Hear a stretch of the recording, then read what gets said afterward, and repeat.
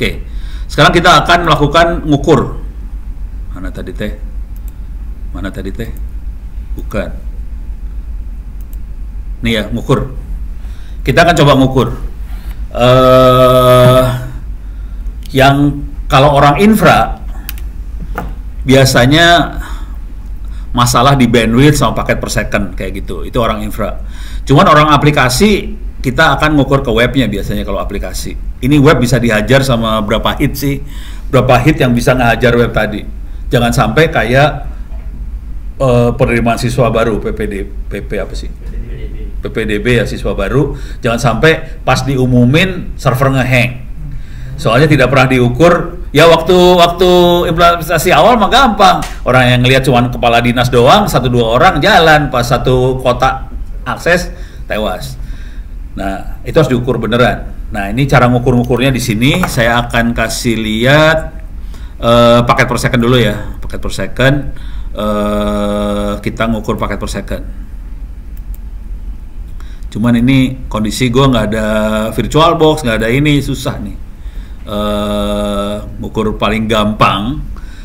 Jadi paket per second ngukurnya pakai ping. Oke. Saya pakai ping ini. Oke. Saya ngukurnya jadi saya ngeping ini ya makhluk router gua ping. Nih, sorry, clear dulu layar. Saya gedein biar enak ngelihatnya.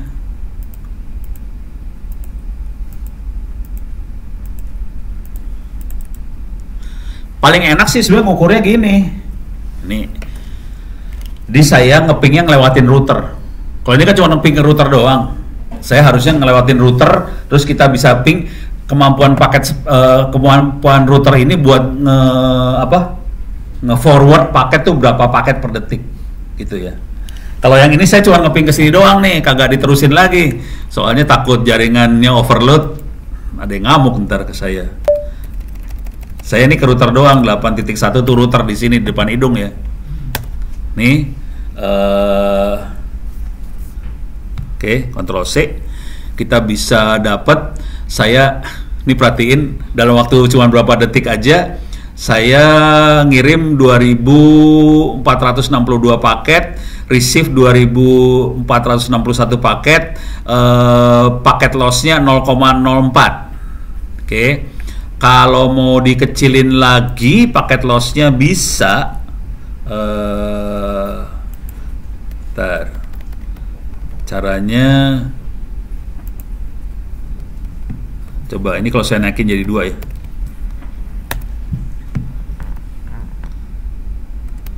Oke. Oh, ini malah tambah naik nih, salah.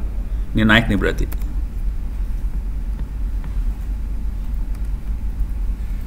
Oh, ya udah, ini kondisi paket lossnya masih kecil sih, 0,0 ya.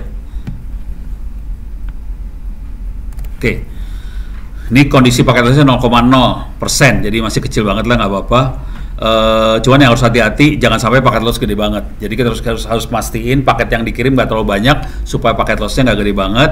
Nah, sekarang kita transmit sekian paket dalam waktu nih 3.000 sekian milisecond. Jadi dari situ kita bisa tahu paket per secondnya berapa. Bentar. Jadi hitungan blow on-nya mah gini ya. Jadi sekian paket dibagi sekian milisecond tadi. Pakai kalkulator jadinya. Bentar. Nih, kalkulatornya mana kalkulator?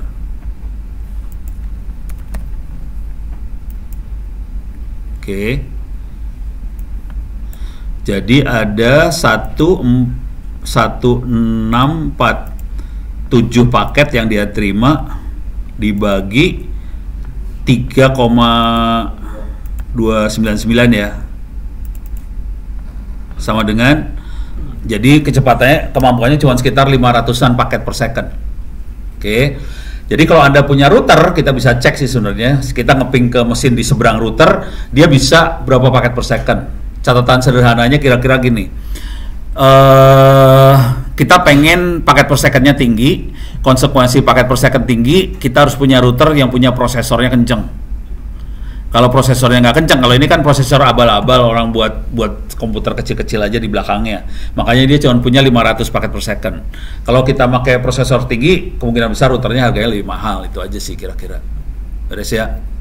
Cuman ini jadi penting banget supaya anak-anak user nggak ada yang teriak, ini lemot atau kagak, ini kenapa lemot gitu. Karena paket per secondnya emang rendah, gitu ya. Cara lain ngukur kira-kira gini. Sorry. Iyalah. Ada di bagian bawah nih. Yang tadi metode lain pakai Hping 3. Kita harus install dulu Hping 3.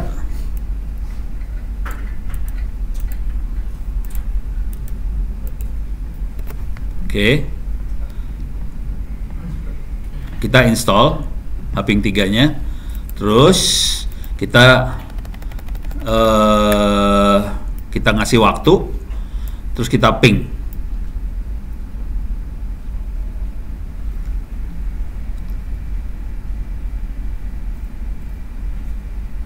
Oke. Ini udah. Oke, udah. Kita paste. Kita 81. Oke. Ini kenceng loh. Ini intervalnya 20 mikrodetik. Ini kenceng kategorinya. Bisa-bisa ini apa? Bisa-bisa tewas sebenarnya. Oke. Paket lossnya 47%. Ini kelihatan paket loss 47% ya. Karena saya kirimnya tiap 20 mikrosecond kirim paket. Ini paket loss 47%, nggak bagus. Saya naikin 200 mikrosecond. Oke. Sekarang paket lossnya 1%. Oke. Jadi caranya gitu. Kita berusaha ngukur sampai dia loss. Kalau ini 1%. Kalau mau lebih nggak loss lagi, saya naikin lagi misalnya 800 mikrosecond. Oke. Jadi Hping 3 lebih ganas mainannya. Nggak bisa di bawah 1. Udah susah di bawah 1. Ya udah. Kalau saya 100 mikrosecond, saya mau cari 2 ya, 2% loss. Masih 100 masih bisa. Coba 70.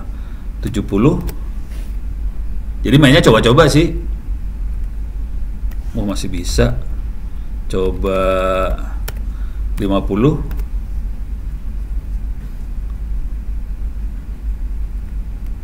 Masih bisa Tadi tewas dia. Coba 40. 20 lagi mah gede tadi 40 dah. Oh, naik nih. Jadi batasnya sekitar 45 kali ya. Tadi 50 kan masih oke. Oh, 45 1%. Jadi batasnya segini. Jadi kita cari saya batas mulai dia lossnya gila. Oke. Kalau mau dicoba satu-satu sampai dapat batasnya. Sudah dapat batasnya, kita bisa lihat dia ngirim sekian paket, keterima sekian paket dalam waktu sekian milisecond. Oke. Udah tinggal dihitung aja dari situ.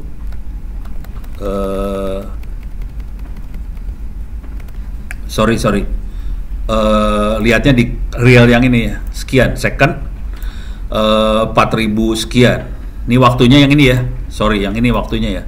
Ini kan average round trip time. Waktu benernya buat ngirim semuanya adalah 3, karena kita kasih time di sini. Kita kasih time, waktu benernya adalah 3,321 detik. Kita 45.000 paket. Coba kita kalkulasi sekarang.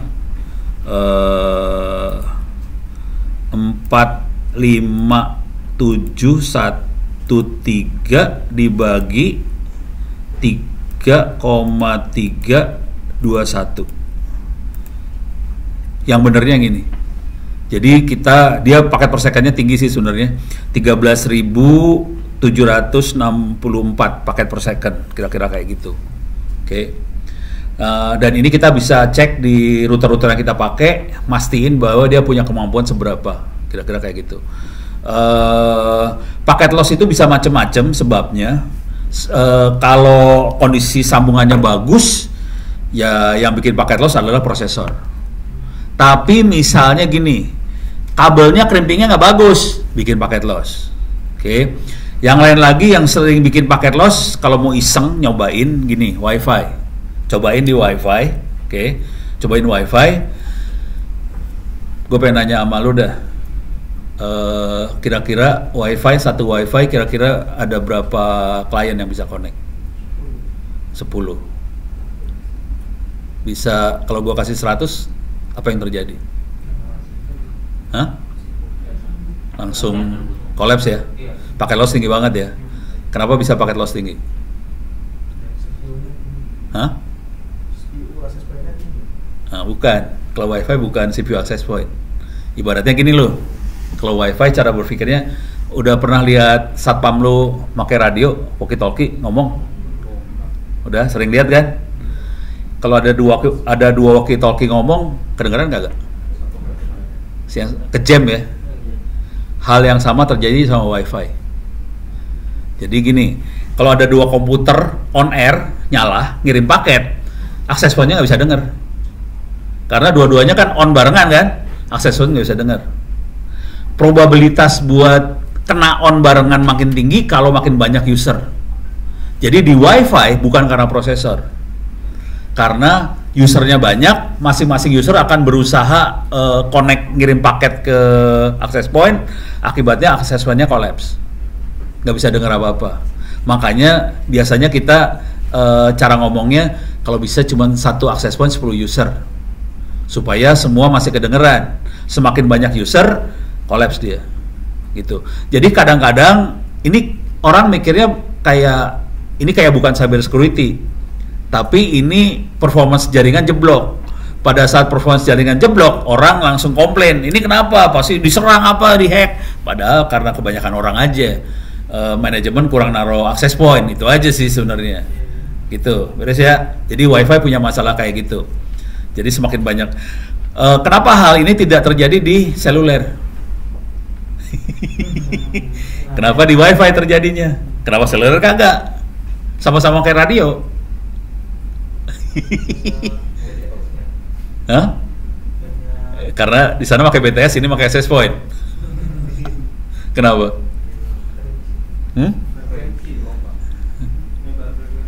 Bukan. Jadi gini. Pertanyaan goblok dulu. BTS sama access point, mahal mana? BTS 1 miliar, access point 100.000. Kualitasnya pasti beda dong. Kenapa bisa beda? Nah, sekarang bedanya gini, kalau gua kasih tahu ya bedanya. Kalau WiFi itu dia kalau bahasa tekniknya ya CDMA. CSMA. WiFi itu CSMA. Kalau diterjemahkan dalam bahasa Inggris, Carrier Sense Multiple Access. Dalam bahasa Indonesia diterjemahkan, kalau lu mau transmit, lu dengerin yang lain. Carrier Sense tuh dengerin yang lain, ada yang transmit kagak. Kalau yang ada yang transmit, lu jangan transmit, karena akan ngejam, gitu ya. Itu Carrier Sense Multiple Access. Kalau di BTS dia TDMA, bukan CSMA. TDMA itu Time Division Multiple Access. Jadi dia punya waktu. Dia kasih slot waktu buat masing-masing usernya si BTS. Sekarang lu boleh transmit. Sekarang lu boleh transmit. Sekarang boleh transmit. Cara ngatur waktunya pakai apa? Pakai GPS. Jadi kalau kita lihat dalam BTS ada GPS-nya tuh. GPS-nya akan ngatur sekarang waktunya kayak gimana. Nah, itu kayak gitu. Makanya BTS-nya seluler mahal. Kalau di WiFi kagak ada GPS-nya kan, semuanya pakai doa. Udah kebayang ya, beres ya. Jadi yang namanya ini paket per second, beda antara paket per secondnya kabel, fiber, WiFi beda-beda. Karakter yang membuat paket per secondnya ngedrop juga lain-lain. Kira-kira kayak gitu. Beres ya, udah. Terus fiber, single mode, multi mode.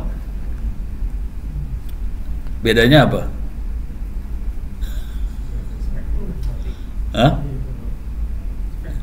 Spektrum. Jadi eh Gimana ya cara ngomong yang sederhana? Gue lagi mikir cara ngomong sederhana sih sebenarnya. Kalau yang single mode dia satu frekuensi aja, frekuensi lain nggak akan ditransmitin. Konsekuensinya di ujung sebelah sana gampang banget buat deteksi. Ada frekuensi ini ada apa kagak. Kalau multi mode dia bisa banyak frekuensi. Dia mancarin berapa frekuensi sekaligus. Konsekuensinya waktu data nyampe ke sana belum tentu barengan. Kan tiap frekuensi punya kecepatan masing-masing ya. Jadi datanya bisa lain-lain. Konsekuensinya kecepatan sampai sananya bisa nggak akan bisa sejauh sama yang single mode. Single mode rata-rata lebih jauh dari multi mode, kira-kira kayak gitu. Deh, ini paket per second ya. Yang tadi udah bandwidth soalnya. Sekarang kita akan ngukur bandwidth. Kita akan ngukur, tapi ini bandwidth harus 2 nih sebenarnya. Susah. Ini bandwidth 2 nih, nggak bisa sendirian. Ini bandwidth. Ini nggak bisa 2, nggak bisa, harus client sama server ya. Oh, aduh, nggak bisa. Bentar. Gimana ya? Ya udah. Ini bandwidth geblek. Jadi bandwidth, cara ngukur bandwidth sebetulnya mentransfer satu file besar diukur waktunya, cuma gitu doang kalau ngukur bandwidth. Ini skripnya kira-kira sebelum ini skripnya tahu DD, ini program DD baru lihat. Oke. DD fungsinya adalah buat ngambil, kalau ada kalau partisi ya, partisi hard disk. Kalau di Windows kita mungkin kenalnya namanya Ghost atau apa ya. Jadi partisi bisa kita ambil terus kita jadiin file ISO. Itu Windows. Kalau di Linux kita punya yang namanya DD. Oke. DD ini kita bisa set input filenya apa, output filenya apa. Oke. Input filenya ini kebetulan saya ambilnya data 0, def 0 keluarnya 0 aja semua. Tuh sah. Kalau saya bilang input filenya partisi ini, inputnya jadi partisi, output filenya OF, kita bisa set output filenya OF ke .iso apa, jadi satu partisi bisa kita pindahin ke ISO. Jadi fungsinya DD adalah kita akan ngambil satu file apa, ini 0, oke. Terus besarnya 1 mega, terus dia akan ngirim 1000 biji, count sampai 1 kilo.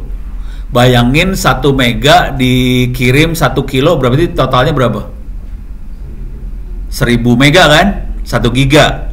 Jadi kita ngirim 1 giga, terus kita akan ngirim ke IP server, cuman ini servernya kagak ada. Terus nanti kita ukur butuh waktu 1 giga itu berapa lama. Nah ini caranya kayak gini nih. Oke. Nah jadi di server kita harus standby, server standby. Terus di sini akan ngirim. Sekarang saya akan kerjain lokal dari satu terminal ke terminal yang lain. Ini terminal, saya akan bikin terminal lagi nih. Ini geblek, ini mah ngaco ya, saudara-saudara. Saya gedein. Oke, ini gede, ini sudah kurang gede. Harusnya ke server beneran, cuman karena ininya nggak ada, ya udah saya bikin dari saya ke saya gitu ya. Nggak lewat jaringan nih, ini lewatnya lewat sistem operasi aja, lewat kernel.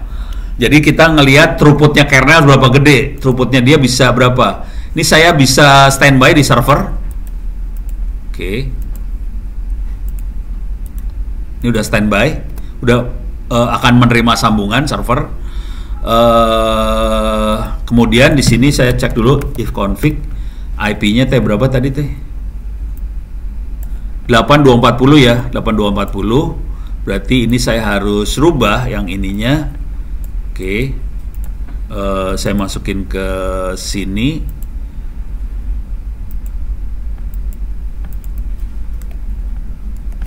Ini saya ganti jadi 8240. 8240.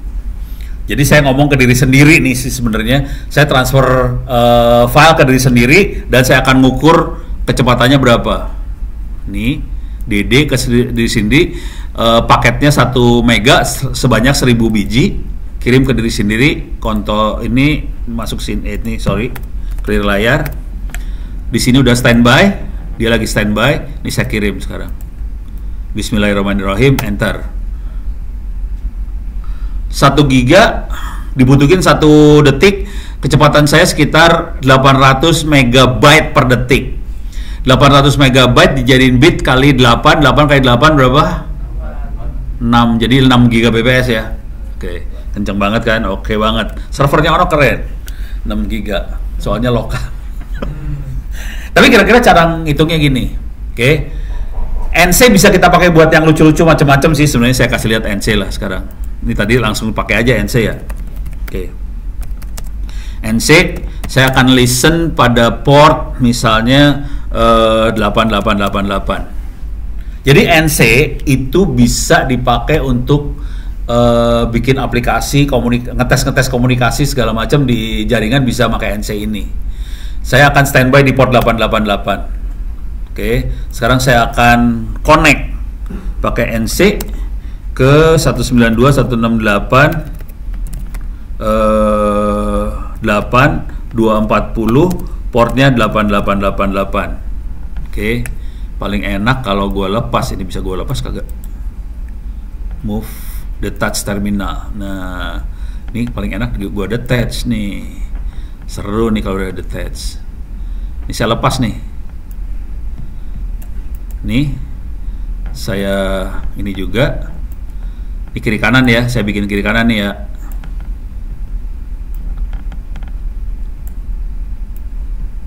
Oke.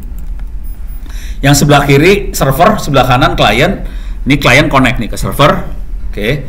Sekarang saya akan ngirim teks.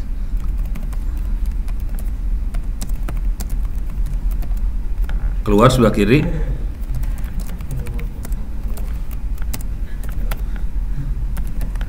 Itu ya. Sini bisa jauh ke sana. Alhamdulillah. Di sini baik-baik saja gitu. Jadi bisa kayak gitu. Jadi kalau kita punya aplikasi, kita bisa pakai NC buat ngetes tek kayak gitu. Tapi tadi yang saya pakai adalah saya kirim 1 file 1 giga gitu. Udah pernah pakai NC belum sih, Ade? Belum ya. Lu orang baik-baik semua. Ini aplikasi, kalau tahu ini aplikasi bejat sih asli. Bisa bejat banget ini. Di Windows ada nggak? Nggak tahu gue. Ada ya? Oh, di WSL ya? Di WSL ada ya? Jadi kalau mau iseng-iseng buat, kalau kita butuh ngetes apa segala macam, kita bisa pakai NC buat ngomong apa. Saya kadang-kadang pakai NC buat ngetes protokol, bisa juga. Ini dia ngeluarin kalimatnya apa sih? Pakai NC keluar. Soalnya dia kan bereaksi sama saya, terus saya bisa ngirim teks ke sebelah sana buat pura-pura jadi server atau apa gitu. Gitu. Beres ya? Oke, ini tutup. Ini tutup. Oke, kita sudah bisa ngechat bandwidth.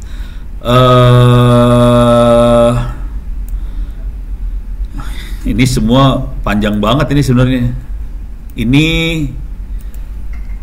Ini saya nggak lagi ngaktifin file sharing, nggak saya aktifin di komputer ini. Cuman kita bisa ngecek file sharing, kemampuan buat file sharing bisa dites di sini juga. Jadi semuanya dites semua nih. Ntar.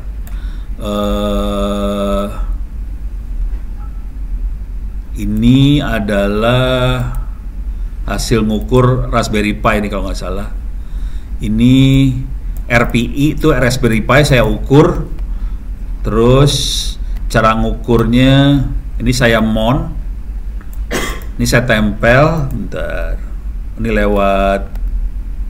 Wah, ini ceritanya jadi susah ya. Ini bahasanya nggak manusiawi banget ya. Jadi kalau mau ngelihat bisa ngelihat di sini. Jadi ini saya sampai titik ini ya, titik sebelah sini. Jadi saya ngukur gimana saya transfer file dari atau ngecek kemampuan dia bisa sampai berapa klien yang connect pakai perintah kayak ginian sih. Ini file sharing. Jadi kalau kita punya server buat file sharing di kantor, kita jadi bisa ngecek kira-kira nih server ini kuat dihajar sampai berapa klien. Kalau yang ini kebetulan bukan server, ini Raspberry Pi saya hajar habis. Tahu Raspberry Pi kan? Raspberry Pi yang harganya sekarang 1 juta ya. Aduh sebel. Dulu masih murah 300.000. Dulu masih happy, sekarang sama aja beli mini PC. Ngapain gue pakai Raspberry Pi? Jadi waktu itu saya ceritanya pengen pakai Raspberry Pi buat sekolah-sekolah, saya ukur. Ini jadi paper journal, ini skripnya buat ngukur gitu kira-kira. Tapi ini susah dipraktekinnya, waktunya lama banget soalnya. Oke. Yang lain juga yang perlu banget diukur adalah ini web. Dia bisa berapa klien bisa kita ukur. Coba gue bisa ngukur web gue kagak ya? Kayaknya nggak susah banget sih.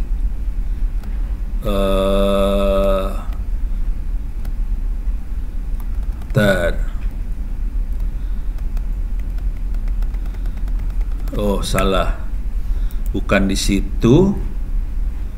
Oh pakai CH, pakai ini, ngukurnya pakai ini. Oke.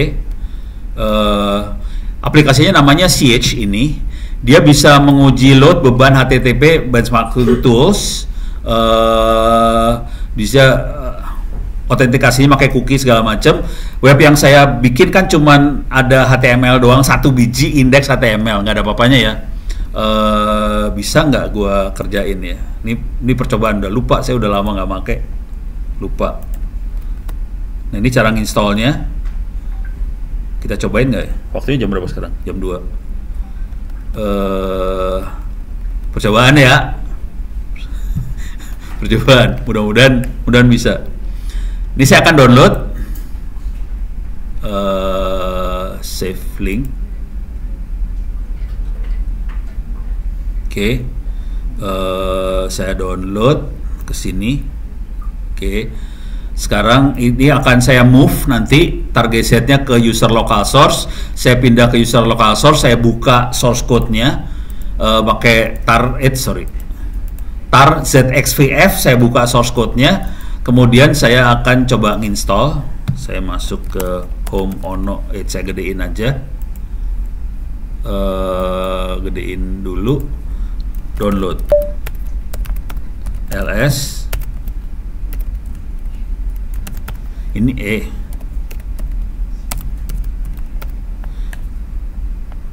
masuk kemana larinya tadi download? Hah? Oh, di blok. Waduh, oke. Enggak, coba. Oke, udah masuk. Ini filenya. CS314 ya, filenya. Sekarang saya akan kerjain ini makhluk ini. Klik kanan copy. Saya akan buka. Ini source code-nya dibuka. Ini kelihatan source code-nya pakai bahasa C. Sekarang saya akan coba install.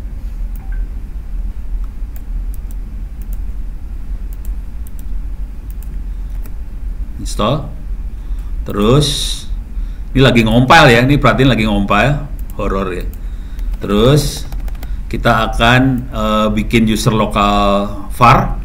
Saya kasih izin user local var bisa diakses seenak jidat. Sudah gitu nanti ya masih ngompil, seru. Nah sekarang kita bikin user local file-nya udah dibikin. Sekarang kita akan coba run. Jangan kerjain ini ke server ya kayak presiden ri.go gitu, jangan ya. Jangan macem-macem, nasib lu. Soalnya saya dapat laporan kemarin, ada yang dari Astra, ada yang di take out. Tapi bukan presiden sih, urusannya yang lain. Oke, kita akan nyoba ini. URL-nya saya akan masukin URL saya. Ini kita bisa ngasih beban DR itu apa ya, lupa. Coba ini dulu.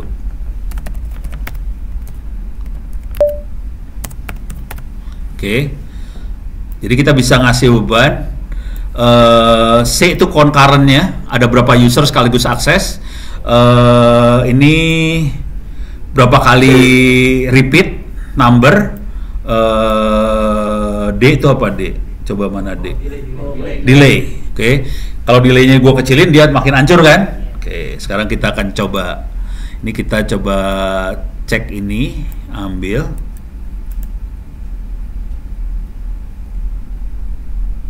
Ini apa minus G? Oh, kita ngasih konten ya. Nanti hasilnya kira-kira kayak gini. Ada berapa hit, berapa persen dia kuat di hit segitu lama. Ini bisa lihat di sini concurrency-nya berapa, bisa lihat di hasilnya ya. Kita akan coba yang ini, cuman ini bukan squirrel mail. Saya akan klik kanan copy. IP-nya if config, IP gue berapa ya?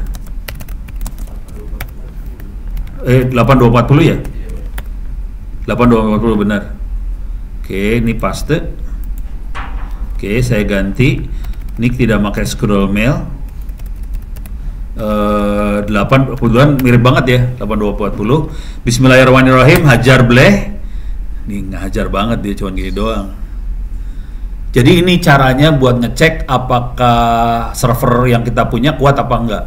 Dia 250 hit, 100% kuat. Waktunya berapa lama? Nah, nanti tinggal kita kecil-kecilin aja nih.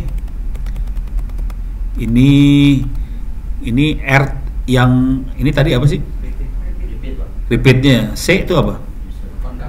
Concurrent. Oh, concurrent gua naikin ya. 2.500 ya. Hancur loh, emang enak. Oh, nggak mau dia. Di maksimum. Oh, tadi 255 nggak rame dong. Ini bisa 0, nggak ya? Delay udah paling kecil 1 ya. 0,1 mau nggak? Mau anjrit. Mau dia. Wah, kuat men. 2.500 hit 100%, no problem. Ya soalnya cuma indeks HTML ya, kuat lah ya. Tapi kira-kira kayak gini tekniknya. Dan ini kita harus ngetes semua URL-nya ya. Kan website ada banyak aplikasi tuh. Tes satu-satu tuh. Dites. Kuatnya sampai berapa? Dengan cara ini kita bisa evaluasi kemampuan sistem yang kita punya. Itu. Beres ya. Kalau mau gila ya ngetesnya saya masuk ke dalam. Nah, di sini ada buat ngetes database segala macam ada sih. Mana sih? Ini sebetulnya bukan kategori cyber security sebetulnya. Cuman nanti urusannya orang ngomongnya urusan dihack lah, apalah. Padahal sih bukan, karena beban ketinggian, desainer sistem kagak merhitungin bahwa klien yang akan connect segitu banyak gitu. Jadi itu doang sih masalahnya. Beres ya? Oke, kita akan masuk ke mana? Tadi mana sih? Udah pindah-pindah, bingung ya? Coba balik ke sini ya. Jadi ini benchmark udah kebayang. Network programming itu yang paling gampang dari network programming adalah IoT. Network programming IoT. Jadi itu yang tadi yang pakai NC yang saya kasih lihat tadi ya. Network programming adalah kita biasanya kalau programming biasa kan input, proses, output. Outputnya di layar situ juga. Oke. Kalau network programming input, kirim, output. Kira-kira gitu. Kalau yang bikin web server segala macam masih biasa. Yang agak horor adalah IoT. Gimana caranya kita ngirim data, udah gitu data diproses segala macam. Oke. Yang mungkin kalau PAMA udah kerasa banget IoT-nya ya. Karena harus ngontrol alat-alat berat segala macam kan. Oke. Nah, ini demonya gimana kalau network programming ya? Gue lagi mikir demo yang enaknya gimana. Yang paling sederhana dari network programming adalah ini demo blow on aja ya. Gak tahu bisa didemoin bener apa kagak, gue nggak tahu dah.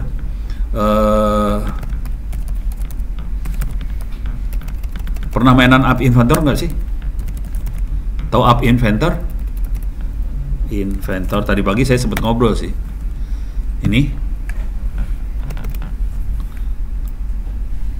App Inventor belum tahu. Wah, gua kasih lihat App Inventor dulu lah. App Inventor itu buat belajar coding. Coba Mbak siapa? Undip. Mbak siapa? Oh, pernah bikin program belum? Sini.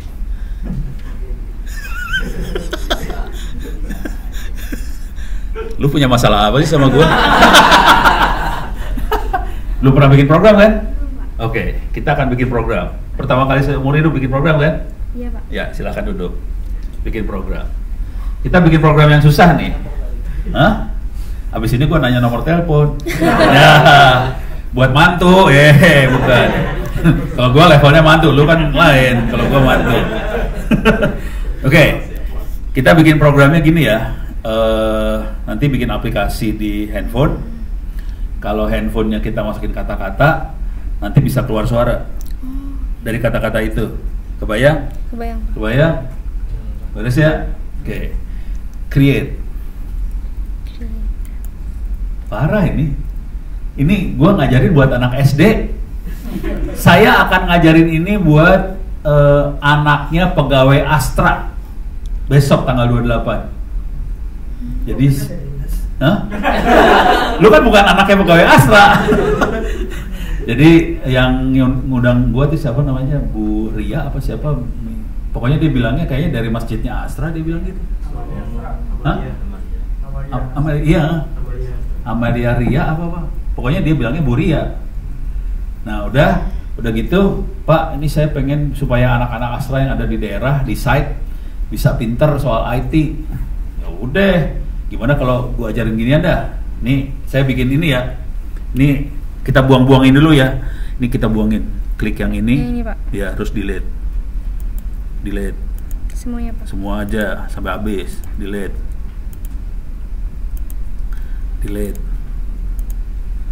Belum pernah kan bikin program kayak gini? Ini mah 5 menit juga jadi bikin program. Sekarang kita akan jadi skenario-nya gini ya. Oh, ini apa sih? Ngamuk dia. Save aja lah. Pura-pura bego. Dah, biar nggak ngamuk aja. Jadi skenario gini, kita ngambil, kalau di aplikasi kan kita bisa keluarin kayak form buat ngisian kan? Ya, itu namanya naon sih? Di sebelah kiri bisa dibaca tuh. Apa? Button tombol. Kalau yang ini form buat isi teh namanya apa sih? Text box tuh katanya text box. Text box digeret, klik digeret. Geret. Gini, Pak. Ya, sip. Jadi ya, text box berarti kita masukin tulisan kan di situ. Sekarang kita tombol.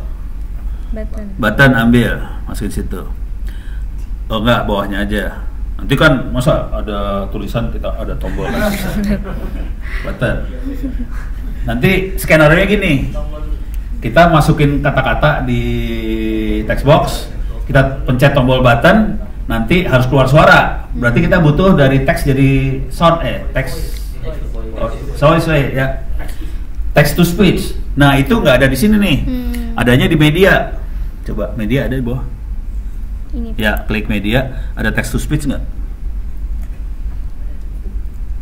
Yang mana ya? Nah, ini sini. Oh iya. Speech. Oh ya, text to speech. Iya. Semua jadi ini langsung jadi tukang parkir. Atas, bawah, kiri, kanan. Ya. Makasih. Nah, ini yang Anda lihat di depan ini namanya siapa? Rizka, Pak. Yang Rizka lihat di depan namanya front end ya. Ini orang IT pada tahu. Ini front end. Front end adalah apa? Yang di depan. Depan. Ini front end. Kalau tukang coding, kita jahit. Kalau masukin tulisan, masukin kemana itu dijahit di belakang. Nah, kita masuk ke belakang, back end nih sekarang. Ini front end udah beres nih, tampilan cuma gini doang ya. Tampilan blow on banget di depan. Sekarang kita akan masuk ke belakang. Kita jahit. Cara ngejahit di belakang, masuknya ke sini nih. Blok. Balik lagi coba designer diklik. Designer tuh front end, designer. Bloknya belakang. Masuk dulu blok designer lagi dulu. Ini kan tombolnya namanya text for button. Jelek kan? Namanya kayak gitu. Diklik aja blok itu. Kita ganti. Text for button diganti. Jadi misalnya kalau pencet tombol ini nanti keluar suara. Jadi apa tombolnya apa? Jadi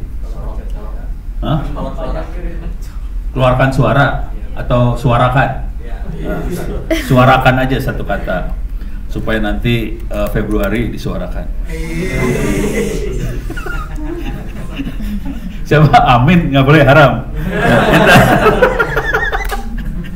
itu kemarin di sholat Jumat diprotes pada nggak boleh amin. Oke. Sudah, Pak. Suarakan udah ya, belum? Oke. Sekarang kita mau ngambil tulisannya kan, masuk ke text box. Kita ambil text boxnya, tulisannya kan, yang ini nih.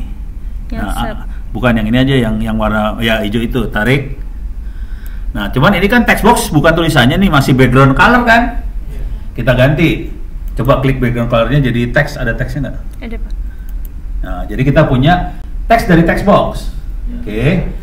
Teks dari text box harus dimasukin, kalau tombol ditekan harus dikeluarin di text to speech ya. Jadi kita ambil text to speech dulu. Text to speech mana? Ini, Pak. Text to speech. Oke. Ambil call text to speech, suruh ngomong. Nah, Disambung sini. kalau ya sambungin kayak main Lego, sambungin, itu belum nyambung itu teh. Oh, ini belum, Pak. Belum, harus saya bunyi klik gitu. Nah, Oh, bunyi iya. klik kan? Iya. Ya denger kan? Cuman gua sama Rizka yang denger ya. Kasihan deh lo, nggak bisa denger. Oke, jadi ini bisa kayak gitu. Nah, sekarang kita akan bikin supaya kalau tombol dipencet keluar suaranya. Nah, sekarang tombol diklik. Button. When button klik, do ini ya udah ambil. Nah, taruh bawah aja nggak apa-apa. Nah, sekarang ini geret enggak buttonnya taruh bawah aja. Nah, itu geret ke bawah. Naikin, masukin. Masuk sini. Saya bunyi klik. Nah, bunyi ya. Kurang gede soalnya. Udah, program jadi kan? Sekarang harus dimasukin ke handphone. Cara masukin handphone, kita harus compile. Cara compile gampang banget. Ini ada build Android itu udah. Deh. Siapin handphonenya. Mau handphone lu? Ya udah, ya nggak apa-apa. Oh, mau handphonenya Rizka ya boleh lah. Nomor teleponnya berapa? Rese lu bener. Penyakit orang IT. Kagak sembuh-sembuh.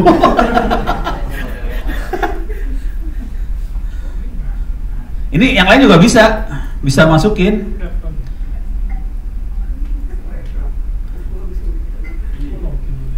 Nanti saya kasih lihat hubungannya sama ini ya, sama nih udah. Nah, tinggal di QR code. Bisa. Ini semua bisa pada ini. Nanti habis ini saya coba kasih lihat yang IoT, cuman IoT agak susah soalnya. Bisa masuk. Perlu download dulu ya, Pak? Iya, download, ya betul.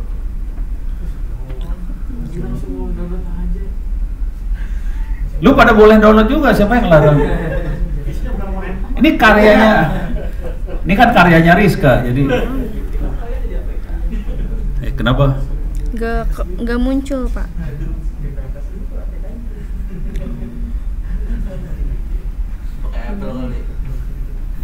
Oh, ini Android bukan? Bukan, Pak. Oh, bukan. Bener lu. Ya. Ini handphone orang kaya rupanya. Kita berapa seorang kaya, kita orang miskin makanya Android. Ya udah nggak jadi. Ya udah. Ya terima kasih Rizka, balik dulu. Ya udah nggak kuat gue. Handphonenya bukan Android. Kriterianya itu ya, Pak? Iya, nggak kuat.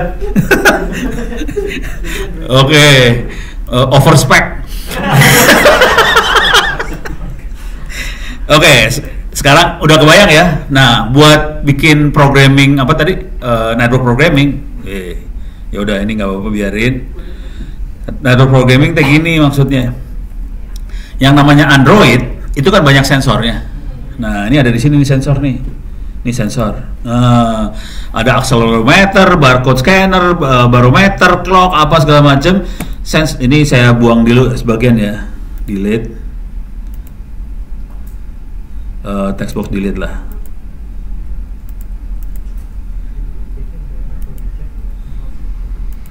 Oke. Alah. Delete. Oke. Ini bisa kita masukin nih clock, hygrometer. Cuman tergantung handphonenya, nggak semua handphone punya banyak sensor kan. Kalau handphone kayak gua kan murah meriah. Pedometer yang sering dipakai buat ngukur orang langkahnya berapa biji, termometer bisa. Jadi sensor banyak. Terus sensornya harus dikirim ke server. Itu yang jadi masalah. Oke, untuk ngirim ini cuma cerita bentuknya ya. Kalau didemoin bener harus bikin servernya lumayan seru. Ini ada connectivity. Oke. Dia bisa Bluetooth server, ada serial, ada web. Nah, ini yang bisa dipakai nih. Dia ngomong ke web sebetulnya. Nah, di web ini kita lihat programmingnya aja. Nih. Ini di web. Ini kita bisa misalnya gini, buat ngirim tuh kira-kira bisa pakai post text, bisa pakai put text, bisa pakai ini bisa dipakai semua nih. Misalnya kita pakai post text, teksnya diambil dari mana? Misalnya kita ada termometer, ini termometer temperature, ini bisa dimasukin jadi teks ke sini, kira-kira kayak gitu. No. Terus dikirim lewat post, masukin ke web, webnya nangkep, masukin ke database, kira-kira kayak gitu. Jadi programmingnya kira-kira kayak gini. Dengan cara itu kita punya sensor, kirim. Tapi kalau mau yang lebih, kalau ini kan lewat HP ya. Kalau programming yang lain bisa pakai Android sih, Arduino. Bisa pakai Arduino buat ngirim. Kalau ini kalau handphone yang kita pakai, kita bawa-bawa, kita ngirim terus kirim ke web. Kira-kira kayak gitu. Terus ya? Sampai sini aman? Oke. Jadi network programming kira-kira kayak gitu. Arduino-nya udah tahu belum sih harga Arduino berapa sekarang?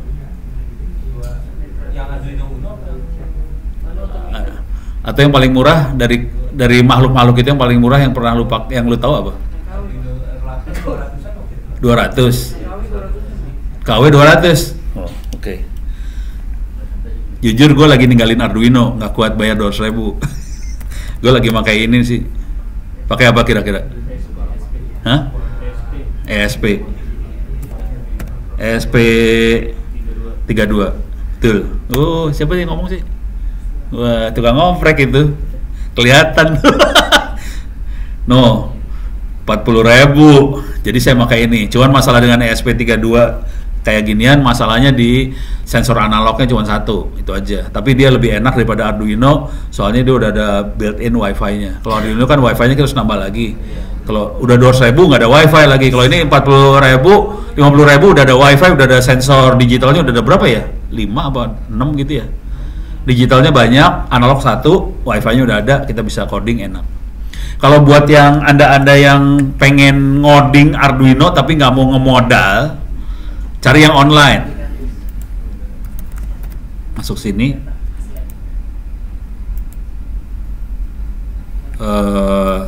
Arduino.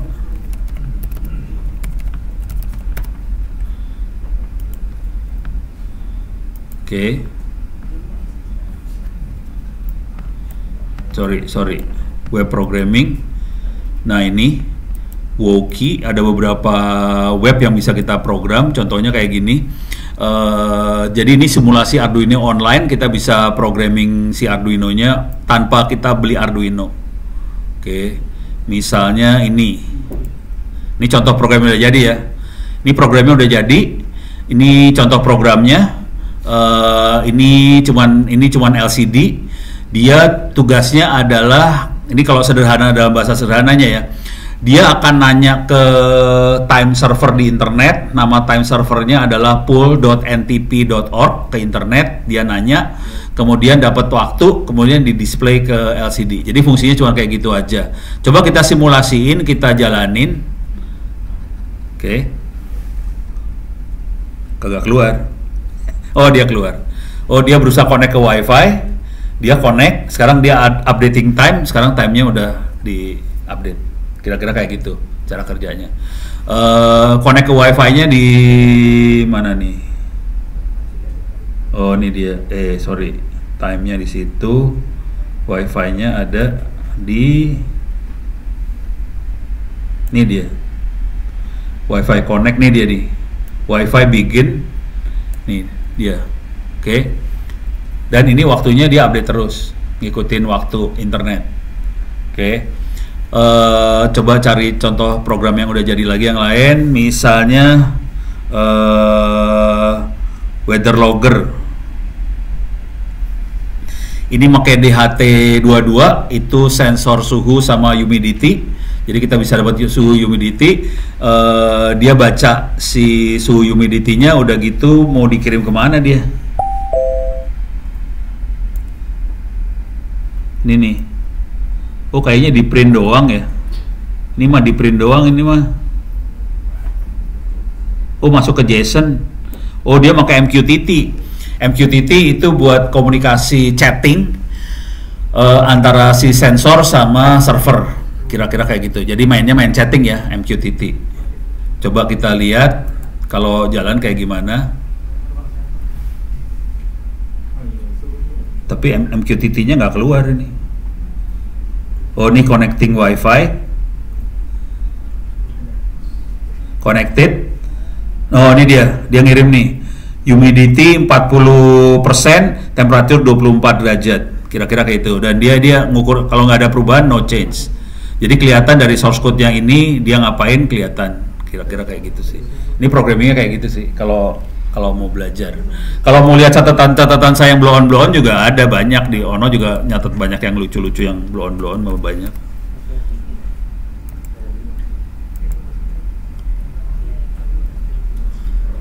Arduino. Ya. Sebel banget deh gue. Udah gue bayar, tetap aja kayak gini ya, capek deh.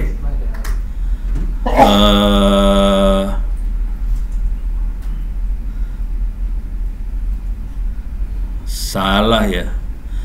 Saya pakai ESP berarti di sininya. Oh, Wemos. Saya masukin Wemos. Ini ESP32. Oke, ini Wemos ya. Ya. Capek. Ini dia. Ini bisa lihat juga di saya nih contohnya, ini NTP yang jam tadi juga ada di sini. Oke. Bisa. Saya kebetulan makanya waktu dulu Wemos masih harganya rada lumayan, sekarang udah mulai naik. Oke, bukannya SP32 ya, ini Wemos harganya waktu itu masih 50 ribuan, hampir sama. Cuman Wemos bentuknya udah kayak Arduino Uno. Beres ya, jadi programnya kayak gitulah. Saya nggak akan masuk ke terlalu dalam lagi. Oke, sekarang kita ganti sampai sini dulu. Ada pertanyaan, ini udah beres 3 ini. Saya PR-nya adalah routing sama advanced routing karena ininya nggak jalan, nggak bisa dikerjain. Sekarang saya ke bawahin lagi. Aduh. Waduh. Garing kalau nggak pakai Kali Linux. Gini. Nggak, kepaksa gue loncat nih. Ntar, ini loncat dulu, semua loncat. Ini cyber security loncat. Saya bisa masuk ke, oh oke. Data security dulu ya, loncat. Ini kita loncat dulu semua karena kondisinya servernya VirtualBox-nya tewas. Jadi saya nggak bisa demoin itu semua, pusing. Saya yang bisa saya kerjain ini basic data security, forensik juga mungkin bisa saya kerjain sedikit. Oke, saya loncat nih.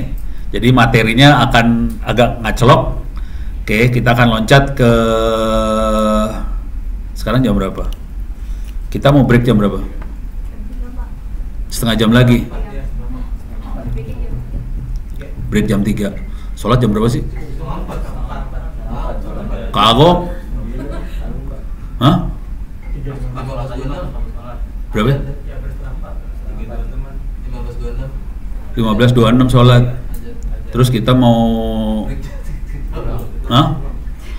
Terus mau gimana? Kita mau sholat balik atau sholat pulang?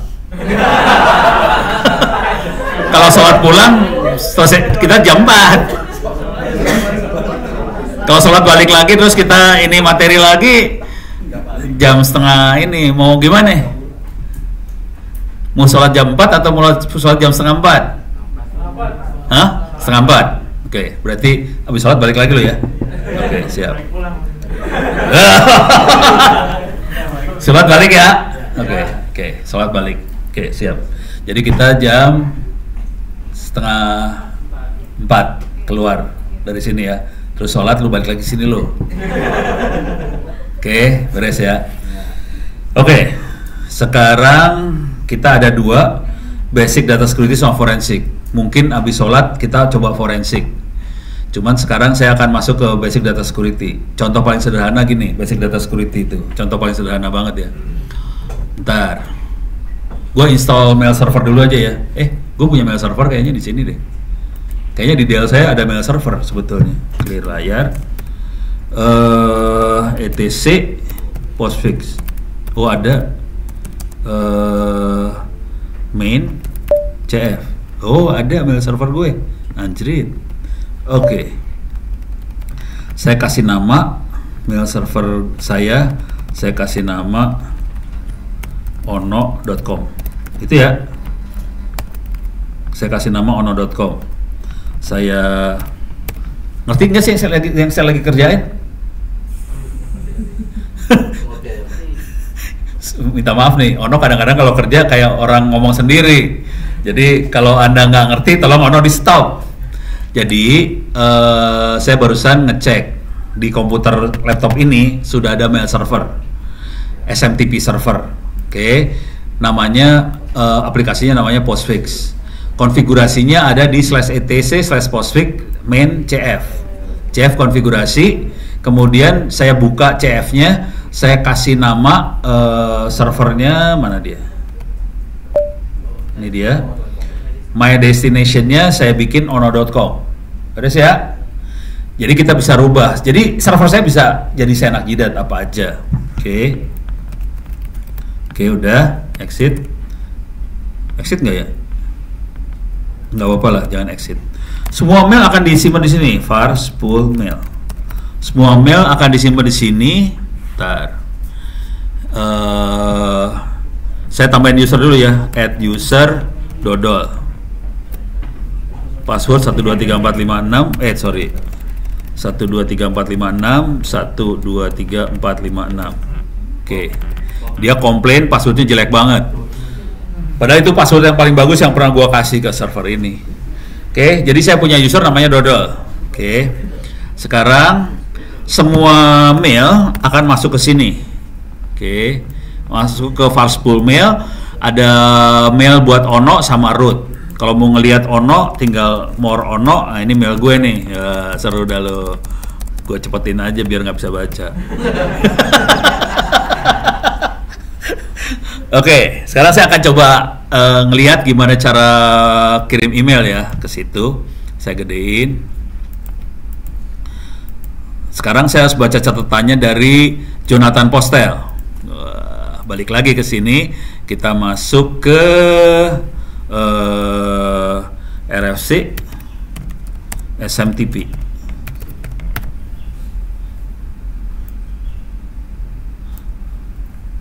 Aduh.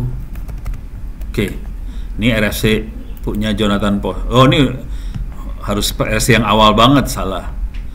Masuk ke ini dulu, RFC editor aja lah. RFC editor.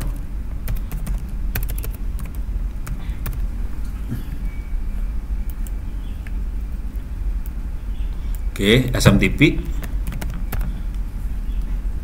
Kita lihat Jonathan Postel karyanya. Nih, Jonathan Postel. Ini dibikinnya November tahun 81. Berapa orang di sini yang udah lahir? Satu orang? Pak Budi doang. Yang umur berapa waktu itu? Oh, lahir 79. Berarti 2 tahun ya. Oke. Berarti gue tua ya. Ujungnya gue tua banget, anjrit. Oke. Jadi ini dibuat sebagian besar dari Anda belum lahir. Kita akan baca ini. Yang perlu dilihat dari yang kita lihat bakal kita lihat di karakteristik dari protokol-protokol di internet, karakternya kira-kira gini. Kalau kita ngomong ke server bentuknya tulisan. server ngomong ke kita bentuknya angka. Selalu kayak gitu tuh. Contoh, kalau web error berapa? 404. Apa lu pada ya? Jadi angka 4 tuh error. Kalau oke, angkanya 2. Kalau informasi 1 biasanya. Kayak gitu ya. Nah, ini juga sama nih. Jadi jadi mereka bikin standarnya kayak gitu sih ternyata. Jadi ini tahun Jonathan Postel paling gampang kalau ngelihat kayak ginian tuh ngelihat contoh. Ini strukturnya dia. Ini perhatiin tulisannya bentuknya teks banget kayak gini ya. Gambarnya juga teks, bego lah pokoknya. Primitif banget tapi ini yang bikin internet tuh. Keren, Bu. Nah, jadi sebenarnya kayak gini cara ngirimnya. Jadi kalau kita kan udah pakai Google Mail, Gmail atau apa segala macam, tinggal klik send ke kirim. Sebetulnya mesin ngerjanya kayak gini, mail from siapa, receive to siapa, server akan bilang 250 oke, receive to siapa 550 no such user, terus data baru kita kirim teksnya. Oke. Sekarang saya akan kirim ke Dodol. Caranya telnet 192.168.8.240 portnya SMTP berapa? Oh ya, hafal semua. Kita connect ke SMTP server. Sekarang kita harus bilang hello, kita ngasih tahu kita siapa. Misalnya ini astra.co.id, boleh. Bisa juga kita bilang hello, ini hacker yang jahat banget lo.com, bisa. Terus dia ngasih tahu nama mesin dia Dell. Ini nama mesin gua Dell kebetulan. Oke, sekarang mail from misalnya from Jokowi @presiden.ri.go.id. Oke. Receipt to dodol jangan kayak ini ya. dodol@ono.com. Oke. Receipt to lagi ono@ono.com. Karena ada user ono dalam mesin itu, oke juga. Oke. Tolong dilihat di sini. Ini masalah besar di kita adalah orang bisa seenak jidat jadi orang lain. Jadi yang namanya hoax bikinnya gampang banget. Kayak gini kita bisa bikin hoax ya. Jadi saya mau ngasih lihat SMTP ini supaya bisa ngasih lihat hoax. Setelah kita bisa lihat hoax, kita harus cari solusinya. Bagaimana kita punya server email, tapi kita bisa autentikasi. Yang ngirim Ono bener atau Jokowi bener bisa diautentikasi nggak? Terus kita bisa ngeset bahwa yang bisa lihat hanya Ono. Kita harus bisa menjamin bahwa yang bisa lihat email tadi hanya Ono. Orang lain, walaupun dapat filenya, nggak akan bisa lihat.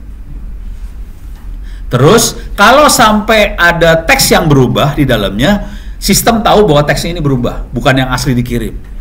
Beres ya? Itu yang namanya enkripsi segala macam urusannya kayak gituan, gitu ya. Jadi dia harus autentikasi, dia harus bisa privacy bahwa hanya yang dikirim yang bisa baca. Dia juga harus bisa menjamin bahwa integritas datanya nggak berubah waktu dikirim. Gitu ya, itu yang namanya enkripsi itu kayak gitu. Oke, itu dipakai di WhatsApp, dipakai di email, dipakai di SSL, di web, HTTPS, semuanya tekniknya itu yang dipakai, sama, protokolnya sama, semua kayak gituan. Dia menjamin 3 hal utama tadi, autentikasi, integritas data, sama privacy dijamin di situ. Tapi kalau kita mainan kayak gini, yang lebih penting lagi nanti sistem harus bisa jadi barang bukti di pengadilan. Bayangkan, ini filenya file teks komputer kan? Bisa kita edit dong? Bisa kita bawa ke pengadilan nggak? Sebuah file yang bisa diedit, bisa dibawa ke pengadilan nggak jadi barang bukti? Nggak bisa. Jadi kita harus bikin sistem, kalau sampai pengadilan, ini barang bukti bisa dijamin bahwa ini nggak diedit loh. Yang ngirim emang Ono loh, lu nggak bisa bekutik nih, ini buktinya lu yang ngirim gitu. Terus ya? Kalau ini semua orang bisa seenaknya bisa jadi Jokowi. Ini contoh yang jadi Jokowi ya. Terus data, saya akan kirim data from Jokowi. Wah, parah nih. Presiden. Bentar. Presiden yang akan datang siapa? Jangan. Jangan, Jokowi aja. Jokowi.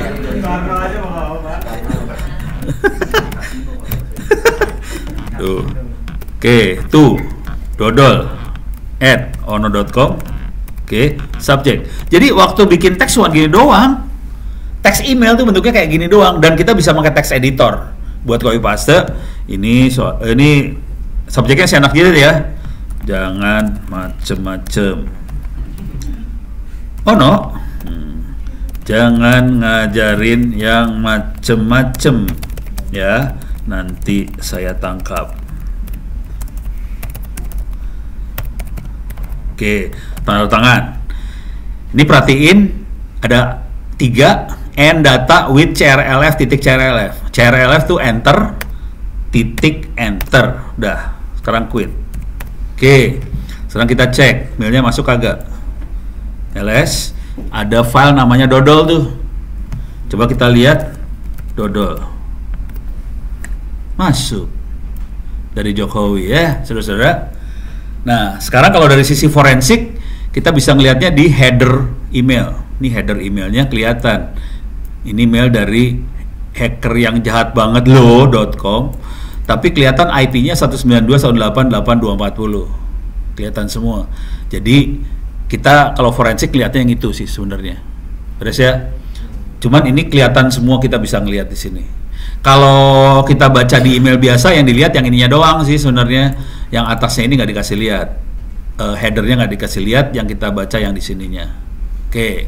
Sekarang isu besarnya adalah gimana caranya kita ngaktifin enkripsinya tadi. Supaya orang nggak bisa jadi Jokowi seenak jidat. Ini kasusnya adalah ngerugiin ratusan juta rupiah. Jadi waktu itu ceritanya saya dipanggil sama BCA. No, ini kasus beneran. Kasusnya banyak banget, edan anjrit banget, gila Republik ini mah kacau. Ini kalau mau ngelihat ya, antara mau nangis, sedih atau gimana ya, susah ya. Nih contoh aja nih, contoh kasus-kasusnya. Sorry. Nih masuk ke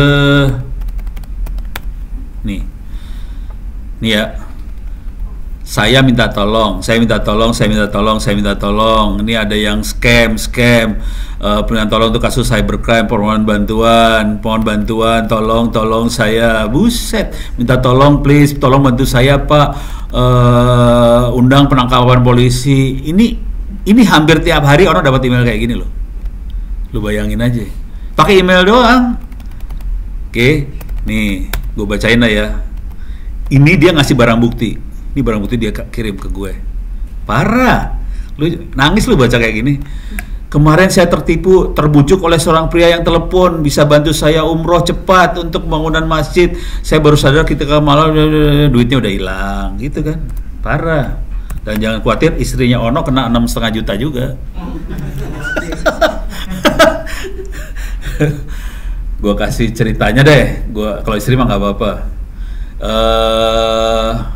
2 kali, yang 2 kali kejadian ya. Kejadian pertama tuh gini, ada temannya dia di Facebook, pernah pinjam duit buat bayar SPP-nya anak, dikasih, terus dia balikin tuh duit, nggak masalah, no problem.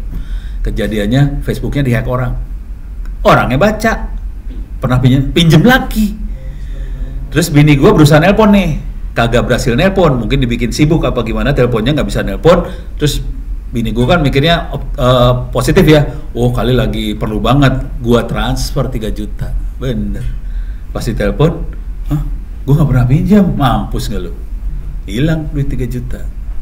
Terus satu lagi kejadiannya gini, kalau ini keren, asli keren banget, hackernya jago sih, oke, hackernya jago, ibu-ibu kan gitu ya. Bini gue pengen punya mesin jahit yang ada yang computerized gitu ya, yang canggih, bisa apa sih, bikin bordir gitu dah, pakai komputer, masukin desain komputer, terus bisa ngebordir sendiri ya, gitu.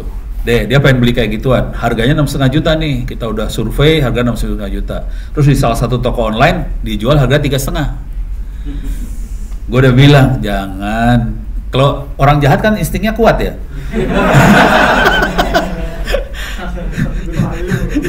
Satu guru satu udah jangan pasti ditipu. Ini lagi sale 50% off. Waduh, istri kasih kayak gituan langsung beli, transfer 3,5 juta. Besoknya sama apa? Lapaknya di cancel. Pertanyaannya, duitnya lari kemana? Harusnya balik ke kita ya. Kalau kita punya account buat nerimanya kan. Istri gue nggak pernah masukin account di situ. Dia nggak punya wallet, nggak punya juga. Account kagak punya. Bingung dong, lari kemana tuh duit? Nelponlah CS-nya si toko online. Mas, ini saya pesen di cancel. Ini duit lari kemana? Dicek sama si CS-nya kan. Cek, ibu udah naruh account di situ. Padahal dia nggak pernah naruh account. Jadi account bini gue udah dihack. Hackernya monitoring sampai dia pesan yang gede. Pesan gede di cancel, duitnya masuk ke akunnya dia. Terus ini gimana? Duit bisa balik kagak? Wah udah ketransfer bu, udah nggak bisa dibalikin. Kan kalau duit udah masuk ke bank sana yang bisa transfer orang yang terima sana ke kita kan? Bank nggak bisa balikin kan? Nggak bisa. Nangis tuh dia. Terus gue bilang ya udahlah kita lapor polisi, kita tes jalur, lapor polisi. Sampai di polisi kayak gini kan, laporan gini, dimarahin polisinya. Ibu udah tahu toko online tukang nipu lu belanja. Waduh, nangis lagi, 2 kali nangis. Pusing dong, gua suaminya kan pusing kepala nih, wah buset lah. Kalau gua mah ikhlas sih sebenarnya itu buat ongkos belajar, memang mahal ongkos belajar itu. Tapi ya udah, kepaksa pakai cara suami dong. Cara suami mah gampang. Kita kan tinggal posting aja di Twitter, teman-teman, bini gua ditipu di sini. Lu hati-hati aja kalau belanja di sana. 5 menit langsung telepon bunyi nih dari toko online-nya. Bu, uang ibu berhasil diselamatkan. Nomor akun ibu berapa bu? Kita transfer. Gua tahu nipu, sebelah sana bohong banget. Tapi dengan catatan, tolong bu, itu pernyataan bapak di Twitter tolong ditarik ya. Oke, gue tarik dah. Tapi kan gue punya jalur underground juga kan. Gue cek sama anak-anak. Nih makhluk ada di mana nih? Soalnya kan ada nomor teleponnya ada nih. Makhluknya ada di mana? Lu bisa nebak dari mana nggak? Dia dari mana? Bisa nebak nggak? Thailand bukan. Kalau itu yang gacor. Itu slot gacor yang itu. Lokal di mana lokal? Ayo. Jogja salah. Pekalongan salah. Bekasi salah. Bukan di Jawa. Kalimantan bukan. Lampung bukan. Hah? Dia di Sulawesi Utara. Bukan Manado, di tengah-tengah. Tengah itu apa sih? Ya pokoknya tengah lah, lupa gue tempatnya. Tapi kira Sulawesi Utara di atas, tengah-tengah. Karena ada handphone, bisa ketahuan rumahnya di mana. Tahu rumahnya ketahuan sih sebenarnya. Cuman kan gue udah dapet duit ya. Terus ngapain gue proses kan? Ya, tapi gue ngetes jalur aja. Oh ternyata. Jadi anak-anak bisa ngetres sampai situ bisa sih sebenarnya. Aparat bisa. Cuman aparat yang bisa seperti itu segelintir. Di ini Polda Metro cuma 3 orang. Sebagian besar Bareskrim yang cyber, sebagian besar adalah duduk buat BAP perkara. Ya. Sisanya adalah 3 orang itu yang bisa turun. Ini Polda Metro, bayangin. Kalau Polda yang lain lebih horor tuh. Jadi hitungan jari sih manusia. Kasusnya banyak banget. Lu lihat tadi emailnya banyak ya. Kasusnya banyak. Hampir tiap hari gua kena. Orang minta tolong. Tapi kalau orang minta tolong saya ngomongnya jadi bahasa kayak gini. Maaf ya bu, saya turut prihatin. Cuman ini udah masuk ranah kriminal. Tolong ngomong sama polisi lah. Jangan saya rakyat biasa. Bahasa gua gitu. Tapi dalam hati sedih sih sebenarnya. Gitu. Jadi itu capres ngomong kayak gitu kemarin, gue dalam hati udah pernah nggak sih lu pernah ditipu nggak sih gitu. Ini beres ya. Sekarang kita masuk ke solusinya. Solusi email tadi.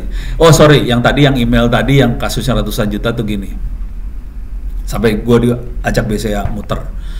Jadi nasabah BCA ketipu ratusan juta lewat email doang. Teknik nipunya gampang. Jadi mereka adalah mainnya B2B, business to business. Jadi dia belinya udah kontainer, sekian kontainer buat dijual lagi di Indonesia. Jadi dia beli dari pabrik di Cina buat dijual di Indonesia, sekian kontainer. Mesennya pakai email doang.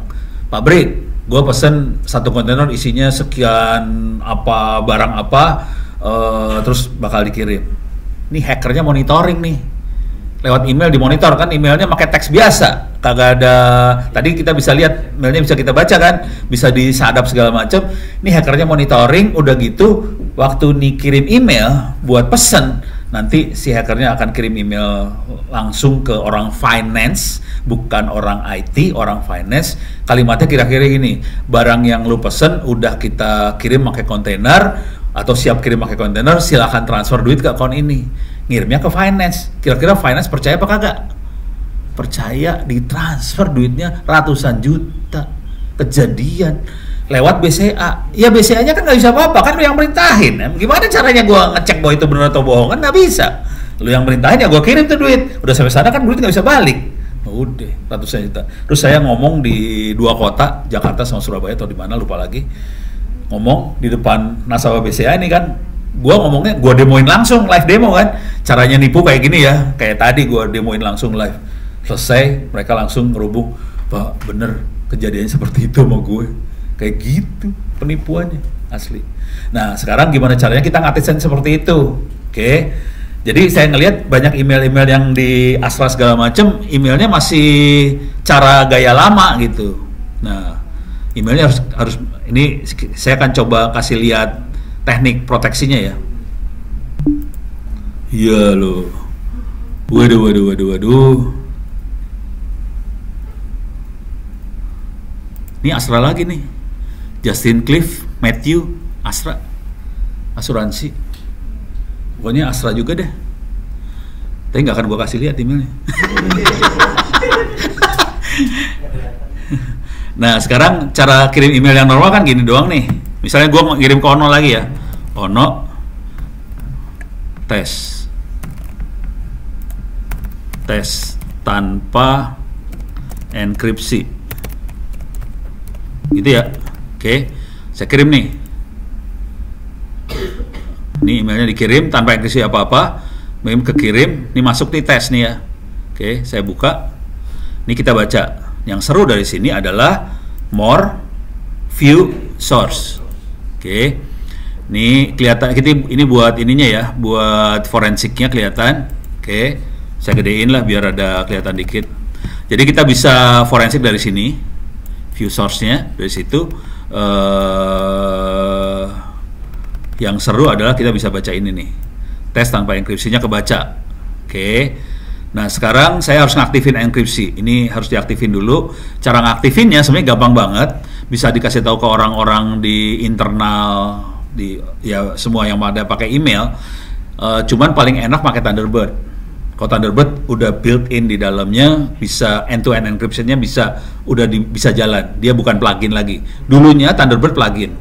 Sekarang sudah built-in. Di sini ada menu end-to-end encryption. Oke, bisa diaktifin. Ini kalau diperhatiin, semua email saya ada di depan saya langsung. Ada Ono Indonet, ada Ono ITTS, ada Secure IT, ada Gmail. Ini bisa saya pindahin. Ini misalnya gue ada di Gmail. Ini gue mau pindahin nih, Gmailnya mau dipindahin. Tinggal gini aja, klik kanan, move to Indonet bisa. Enak banget deh pokoknya sekarang hidupnya. Pindah mailnya ke Indonet. Oke. Nah sekarang cara bikin enkripsi cuma gini doang. Saya masuk ke sini. Di sini ada end-to-end encryption. Saya klik end-to-end encryption. Ini saya kebetulan udah ada key. Cuman key-nya belum expired ya. Oh, expired. Tanggal 10 bulan depan expirednya ya. Kalau mau gua delete juga bisa.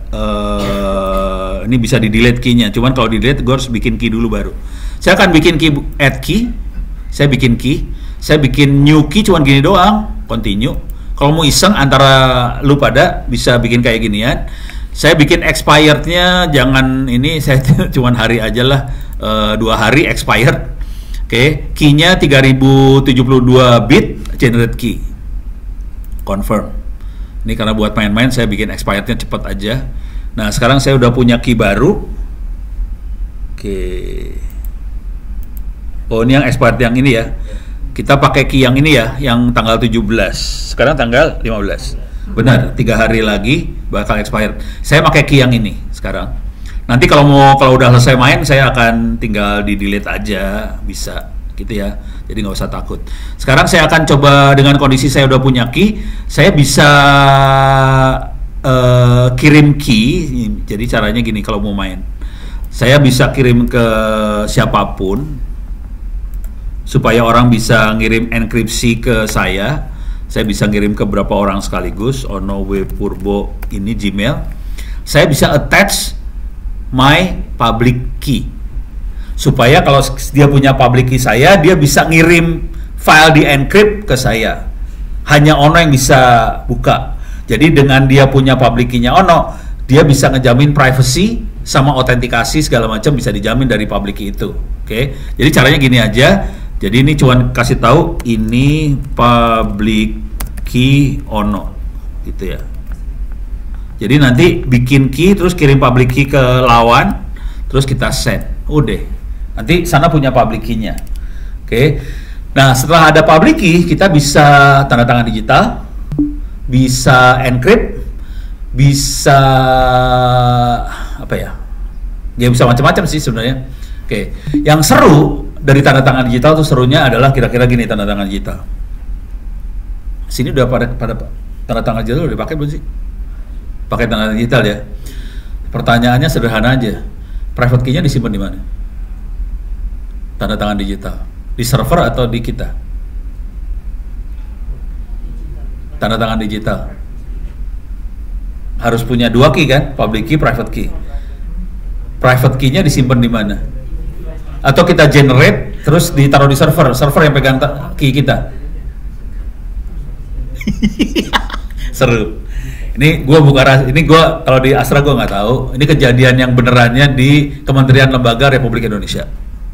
Oke. Menteri, dirjen segala macam lagi sibuk bikin BSSN bikin server buat tanda tangan digital.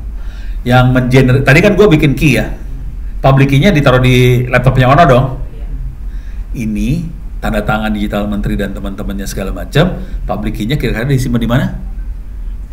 Di platformnya, di server buat tanda tangan. Jadi dia generate key-nya ada di sono. Bagus kan? Cakep, admin bisa jadi menteri. Nah, itu hanya terjadi di Republik Indonesia. Admin bisa jadi menteri. Cuman kalau diprotes nggak bisa. Itu nggak bisa dulu. Wah ini servernya aman segala macam, bagus ya udahlah diam aja dulu. Ini beres ya. Jadi ada masalah dengan tanda tangan digital. Saya akan ngasih lihat bentuk tanda key-nya seperti apa. Ini anak-anak infra pasti udah pernah lihat key-nya. Ada yang belum pernah? Berapa orang yang belum pernah lihat key-nya seperti apa? Semua udah pernah lihat beneran? Key tadi enkripsi public key udah pernah lihat belum? Hah? Panjang ya? Oke. Panjang yang kalimat nggak jelas itu ya? Oke. Nah, kejadian yang serunya adalah gini. Kita lagi sosialis. Jadi waktu itu saya diminta sama Dinas Kominfo Jabar. No, tolong jelasin soal tanda tangan digital. Karena pengen semua ASN ngerti yang namanya tanda tangan digital. Oke. Sebelum saya ngomong, orang BSSN yang ngomong. Tanda tangan digital itu nanti surat tanda tangan segala macam, nanti ada QR code, bisa di-scan. Oke. Terus bagian gua ngomong habis BSSN Ono. Oke, kita nggak jauh-jauh lah, kita pakai Word, kita buka Word, tanda tangan gue scan, gue taruh, gue bikin surat ke ke gubernur lu, Pak RK. Ini tanda tangan saya di scan, saya taruh di Word. Pertanyaannya, ini lagi pakai Zoom nih, kita pakai Zoom ya. Surat di scan, tanda tangan di scan, taruh di situ. Gue pakai Zoom. Pertanyaannya, tolong dijawab.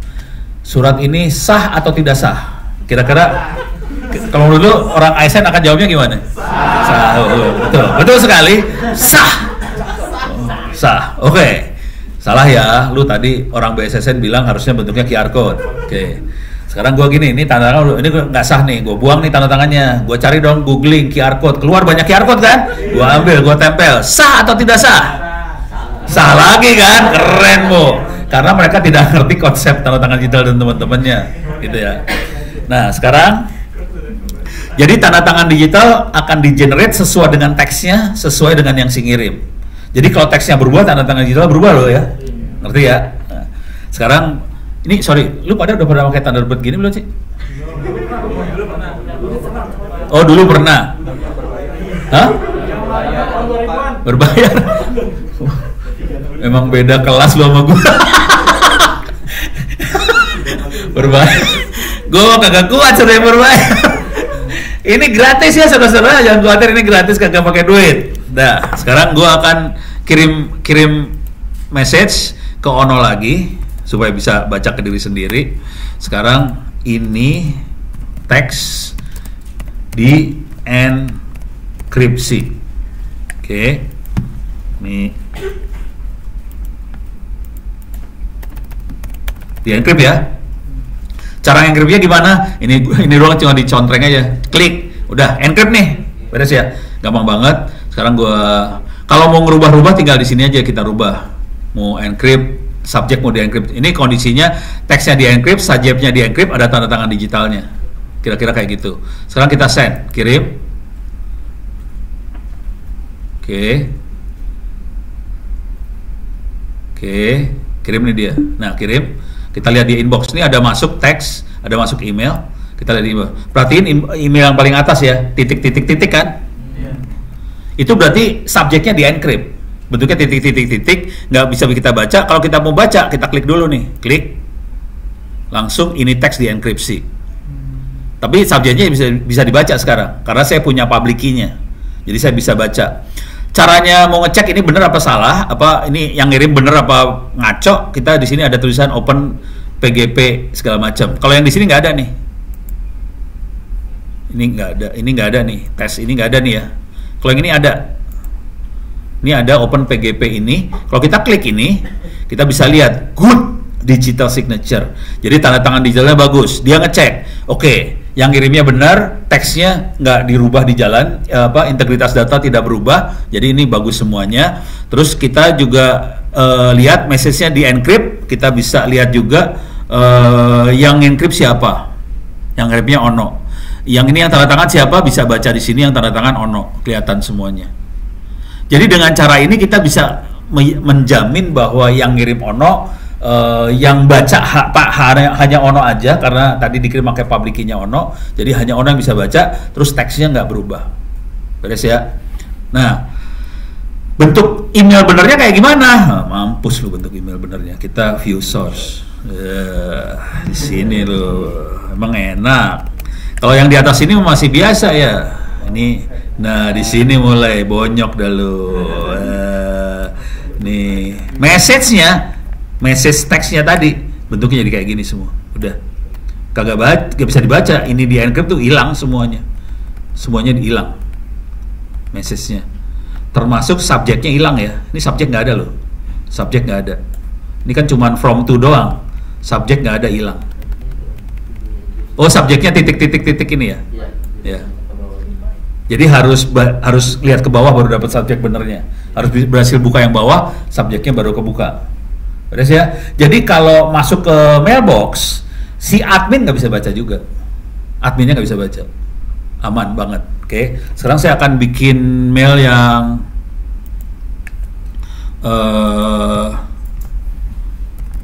hanya tanda tangan digital doang. Ini hanya tanda tangan digital saja, tapi teksnya tidak di encrypt. Jadi si admin bisa baca si Sun Edge. Belum sempat dikerjain loh. Ini tanda tangan digital aja. Saya akan digital sign. Tanda tangan digital, coba lihat lagi. Tanda tangan digital aja. Message tidak di encrypt. Kita kirim nih sekarang. Kok nggak mau? Oh, ini dia. Oke, connect, dah.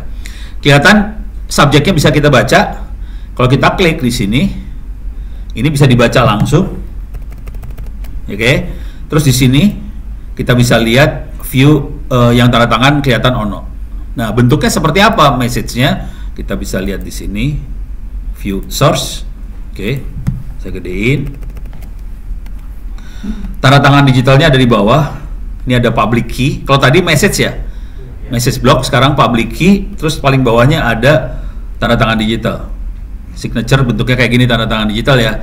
Jadi si teman-teman di BSSN bilang tanda tangan digital bentuknya QR code, bohong sih sebenarnya. Bentuknya kayak gini, tapi ya buat orang awam QR code, nggak apa-apa, ya itu buat orang awam aja. Kalau kita kan bukan orang awam, orang IT misalnya, ya harus ngerti bahwasanya tanda tangannya bentuknya kayak gini. Yang seru adalah message-nya nggak kelihatan di sini. Coba kalau kita lihat message-nya bentuknya seperti ini nih. Nih message-nya ini. Oke. Subjek masih kelihatan. Nih, subjeknya ini ya. Ini hanya tanda tangan digital aja masih kebaca. Tapi message-nya ini sih sebenarnya. Cuman ini bisa dibaca sih sebenarnya. Ini di encode pakai base 64. Oke. Jadi kita cuman perlu ini copy paste ke decodernya. Copy, masuk ke sini, cari decoder base 64. Jadi dia tetap agak susah buat dibaca sih, tapi bisa dibaca. Nih, saya masukin ke sini, paste, terus kita decode. Oke, coba lihat, ini hanya tanda masuk keluar. Beres ya. Nah, konsepnya seperti apa ini? Kita mau break jam berapa? Setengah 4 ya. Gue cuma punya waktu 20 menit ya. Oke. 20 menit ya. Nih sambil stres gue nih. Lu pada enak aja, gue yang stres. Oke, kita akan masuk ke download. Kita akan masuk ke cyber security. Kita akan masuk ke ini dasarnya dari Undang-Undang Informasi sama Transaksi Elektronik. Ini dia. Oke. Ini slide dibuat tahun 2000. Jadi ini dibuat berapa? 24. Iya bener ya? 24 tahun yang lalu, gila lu. Lu umur berapa pada? Udah lahir kan, tahun 2000 udah pada lahir. Oke. Jadi slide dibuat tahun 2000. Waktu itu kita lagi mikir buat bikin proteksi buat transaksi elektronik. Kita bikin, munculnya akhirnya jadi Undang-Undang Informasi sama Transaksi Elektronik. Informasi transaksi elektronik sebenarnya ada 2 undang-undang, satu Undang-Undang Informasi, satu Undang-Undang Transaksi Elektronik. Undang-Undang Informasi yang bikin orang-orang hukum Unpad tentang informasi, pencemaran nama baik dan teman-teman dan sebagainya itu orang-orang anak hukum Unpad. Yang transaksi elektronik yang bikin adalah ini, gua kasih lihat orangnya. Ini jadi sambil cerita sejarah ya. Lu kagak tahu sejarahnya kan pada? Ya, mana dia? Waktu itu kita ngomongin soal ini segala macam ya. Soal ini dia. Yang bikin ini Arianto Mukti Wibowo. Saya kasih lihat orangnya yang mana ya. Klik kanan copy. Kenal nggak deh? Lu pada kenal dia nggak? Nggak ya? Nggak bisa di copy Cari di Google aja ya.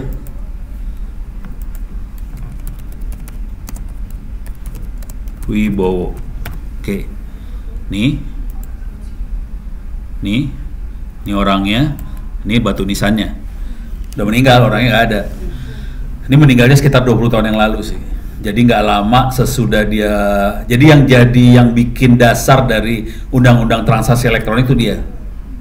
Waktu itu dia baru selesai S2 di Singapura, udah gitu dia gabung di Indonesia, di UI, udah gitu dia masuk ke tim buat bikin transaksi elektronik, dia yang bikin dasarnya, tapi dia meninggal, jadi dia ngasih banyak file ke saya, terus pesennya cuma satu, no, lu sebarin, gitu. Ini di mana ya? Ya pokoknya dia udah meninggal lah. Oke, tapi orangnya baik, orangnya juga cakep juga sih, cakep kan? Ini udah nggak ada. Nah, sekarang jadi dia yang bikin dasar buat transaksi elektronik, makanya kalau baca Undang-Undang ITE transaksi elektronik kelihatan seperti yang saya terangin yang tadi. Ada Certificate Authority, ada Public Key, ada Private Key, ada sertifikat digital, tanda tangan digital. Itu konsep-konsep itu dikeluarin semua, masuk ke dalam undang-undang, gitu ya. Cara kerjanya seperti apa? Undang-undang tadi. Ini yang dikenalin adalah PKI sama CA, Certificate Authority sama Public Key Infrastructure. Oke. Nah, di sini lah salah pencet. Kalau kita lihat di browser, ini browsernya Microsoft apa nih ya? Zaman dulu kala nih. Hah? Explorer ya. Kalau yang ini ada lagi nih, Netscape. Udah nggak ada ya? Kalau di sini sorry balik lagi. Ini kelihatan di sini ada sertifikat, your sertifikat, people, website sama signer. Oke. Proteksi ini bisa kita lihat di sini. Masuk ke setting, masuk lagi di privacy security, masuk lagi di mana ya? Security, terus ada di bawah sini kalau nggak salah. Ini ada manage security key, ini kayaknya. Bukan, salah. Mana ya? Device ya. Ini ya. Ini ada your certificate, server, authority segala macam. Ini kosong semua sih, dikosongin. Cuman ada ini aja. Jadi kalau butuh sertifikat ya udah ntar harus download dulu. Jadi ini sertifikatnya dikosongin. Kalau dulu sertifikatnya ada. Dan sertifikatnya kebanyakan adalah punya VeriSign segala macam, punya Amerika dan lain teman-temannya. Gitu ya. Nah, jadi konsep yang dari dulu sampai sekarang masih ada. Sekarang saya kasih lihat cara kerjanya makhluk ini. Oke. Isunya tadi privacy, autentikasi, integrity, satu lagi non-repudiation. Non-repudiation adalah kita harus bisa bikin supaya jadi barang bukti di pengadilan, nggak bisa dirubah, kira-kira kayak gitu. Oke. Nah, kalau kerahasiaan tuh confidentiality, hanya orang yang berkepentingan yang bisa baca, tidak berkepentingan nggak bisa baca. Integritas data, kalau data berubah dia harus bisa detect itu datanya berubah. Terus autentikasi, bisa tahu ini yang ngirim siapa. Karena ini dibikinnya 24 tahun yang lalu, presidennya waktu itu Gus Dur. Kira-kira kayak gitu, kelihatan slide-nya ya. Non-repudiation tidak bisa disangkal. Nah, terus kriptografi ada dua jenis, ini secara garis besar ya. Ada symmetric key, ada asymmetric. Yang kita pakai tadi, tapi ini dua-duanya dipakai, jangan khawatir. Asymmetric dipakai, symmetric dipakai. Pertanyaannya, cepat mana? Symmetric sama asymmetric? Hah? Cepat asymmetric. Cepetan simetrik. Jadi ini lebih cepat ya. Yang main public private key lebih lambat. Jadi kalau kita biasanya akan mainnya simetrik buat encrypt yang gede-gede.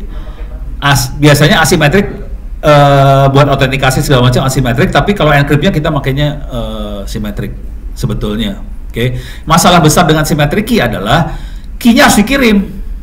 Nah, kalau dikirim itu key-nya ketangkap di jalan, ya berabe, teksnya bisa kebuka semua. Contoh key yang ketangkap di jalan adalah Enigma, punyanya kapal selamnya U-boatnya Jerman waktu Perang Dunia. Jadi waktu Perang Dunia Jerman semua berita-berita pakai Morse mereka ya, pakai Morse, kata-katanya diacak, pakai symmetric key diacaknya. Oke, semuanya punya mesin Enigma di kapal selamnya Jerman, punya mesin Enigma. Si sekutu berusaha mecahin Enigma tadi. Salah satu yang beken yang berusaha mecahin namanya orang Inggris, siapa? Alan Turing yang paling termasuk yang nomor satunya ya. Cuman keberhasilan paling kerennya adalah kapal selam sekutu akhirnya berhasil dapetin satu kapal selam Jerman utuh, Enigmanya diambil, beres, kebuka semuanya, gitu ya. Jadi Enigma ceritanya. Kalau mau lihat bisa lihat di Google lah, Enigma U-boat sekutu tuh bukan Alice ya. Gue lagi mau nulisnya alien. Ini waktu U-boatnya dapat. Nah, ini mesin Enigmanya. Jadi ini waktu berhasil ditangkapnya ya. Oke. Nah, sekarang kita balik lagi. Nah, sekarang cara kerjanya dia. Jadi kalau public key cryptography kita punya sepasang public key sama private key. Tadi public key-nya kita sebarin ke semua orang yang mau ngirim mail ke kita ya. Tadi kan saya attach public key-nya. Oke. Nah, kemudian cara kerja benernya kira-kira gini.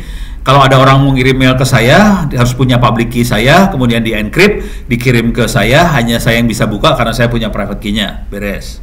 Sekarang ini pada 24 tahun yang lalu butuh waktu sekian lama buat ngejebol. Tapi kalau ingat waktu saya generate key-nya panjangnya 3000 berapa gitu. Ini masih 128 bit. Karena komputernya waktu jadul-jadul itu masih Intel yang 286, jadi nggak bisa pakai ribuan bit. Kalau sekarang udah lu memori 32 GB, gua aja 8 GB, jadi lu bisa sampai 1 juta bit, gua nggak bisa. Oke, ini waktu buat ngejebolnya. Kalau pakai dash, kalau yang sekarang kan biasanya udah triple dash gitu ya. Terus sekarang ini, nah kalau yang RC4 butuh waktu sekian banyak lah. Sekarang konsep tanda tangan digital. Konsep tanda tangan digital adalah teks masukin ke fungsi hash, dapat sidik jari teks. Konsekuensinya kalau teksnya berubah, sidik jarinya berubah juga. Dengan cara itu kita bisa cek integritas data.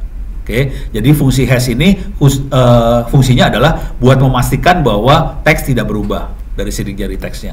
Kemudian sidik jari masuk ke private key, dapat tanda tangan digital si Anto. Jadi dalam tanda tangan digital ada 2 informasi, yang tanda tangan siapa, teksnya yang mana.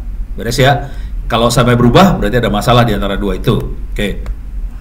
Tanda tangan digital otentik bisa jadi barang bukti, sah untuk dokumen itu atau kopinya bisa diperiksa dengan mudah semua orang, karena semua orang bisa punya public key-nya. Dengan cara itu kita bisa bikin tanda tangan digital buat di dokumen dan sebagainya. Oke.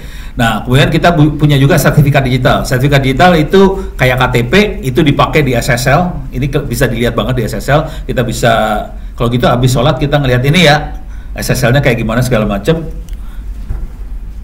Oh, masih ada 10 menit kalau di gue. Kalau itu 5 menit, ngaco ya. Jadi di identitasnya kita bisa lihat negara mana, organisasi, labnya mana, orangnya siapa, masa berlaku kapan, public key sama tanda tangan dari si yang bikin sertifikat. Jadi yang tanda tangan nanti VeriSign apa segala macam. Cuman yang seru adalah di undang-undang transaksi elektronik, CA harus Indonesia. Solusinya gimana? Mereka bikin kantor buat marketing di Indonesia, berarti ada di Indonesia gitu. Servernya di Amerika tetap. Jadi kita lagi ngadalin undang-undang sebetulnya, karena undang-undangnya mensyaratkan harusnya CA-nya di Indonesia. Cuman kan nggak ditulis servernya atau marketing office-nya, yang ada marketing office-nya di Indonesia gitu. Jadi kondisinya kita ketipu, tapi ya apa boleh buat, kita suka ditipu. Jadi keuntungan sertifikat digital bisa bikin pipa komunikasi tertutup antara 2 pihak, bisa saling autentikasi, bisa memeriksa dan bisa buat surat izin digital. Contoh, bisa bikin paspor digital. Itu. Oke. Harusnya sih buat KTP segala macam buat ini. Oke, karena dia harus autentikasi. Nah, sekarang bentuk transaksinya kayak gini sebetulnya. Oke, kita lihat ya, mana dia.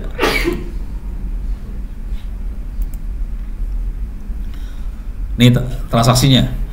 Jadi teks masukin fungsi hash, dapat sidik jari teks, di encrypt pakai private key. Ini Alice, dapat tanda tangan digital. Tanda tangan digital ada 2 informasi, siapa yang tanda tangan sama teksnya yang mana. Kalau berubah salah satu, tanda tangan digitalnya jadi nggak cocok. Beres ya. Cuma tanda tangan digital terlepas, bisa ditempelin ke teksnya, kopian teksnya juga nggak apa-apa, asal sama persis. Beres ya. Jadi tanda tangan digital bisa nempel ke kopiannya, nggak masalah. Teks sama tanda tangan digital sama sertifikatnya jadiin satu, di encrypt pakai symmetric key. Perhatiin, symmetric key-nya di encrypt, dapetin message yang di encrypt. Symmetric key-nya harus dikirim. Caranya symmetric key-nya dikirim pakai public key tujuan, di encrypt. Jadi si public key private key dipakai cuman buat encrypt key. Sementara teksnya di encrypt pakai symmetric key, karena symmetric key kenceng. Kalau kita encrypt pakai public key private key, jadi lemot nih cerita di sebelah sininya.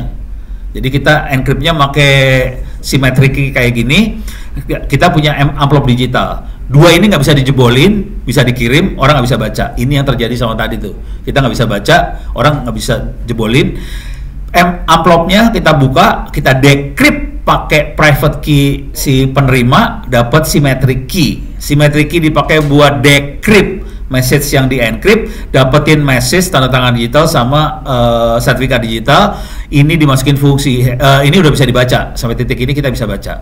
Sekarang kita mau ngetes, mau ngecek ini integritas datanya benar apa salah, ada yang ngerubah nggak. Cara ngetesnya adalah kita masukin fungsi hash, dapat message digest dari tanda tangan digital, dibuka pakai public key punya Alice, dapat tanda tangan jadi dua message digest dapat, dua message dari compare, kalau sama oke, nggak masalah. Gitu, udah beres, selesai.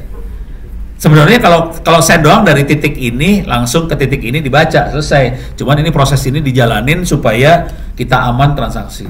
Jadi kalau bisa tolong dirubah SOP emailnya supaya pada bikin kayak gini ya. Yang jadi masalah besar nanti adalah bagaimana mendisiplinkan public key. Soalnya nanti kejadiannya adalah kita bisa punya pilihan public key kita taruh dipusatkan, semua orang public key-nya ditaruh di pusat, atau tiap orang yang saling berkomunikasi sharing public key. Kalau itu buat orang IT bisa, tapi kalau buat orang awam seru dah. Gitu. Jadi ada masalah di situ aja sih. Tapi kalau boleh saran sih orang IT-nya mulai diaktifin yang giniannya.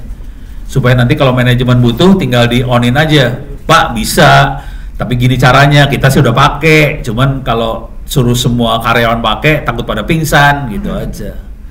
Gitu. Beres? Aman? Beres ya? Kita coba lihat rekaman masih jalan, gue tutup rekamannya. Kalau nggak hilang.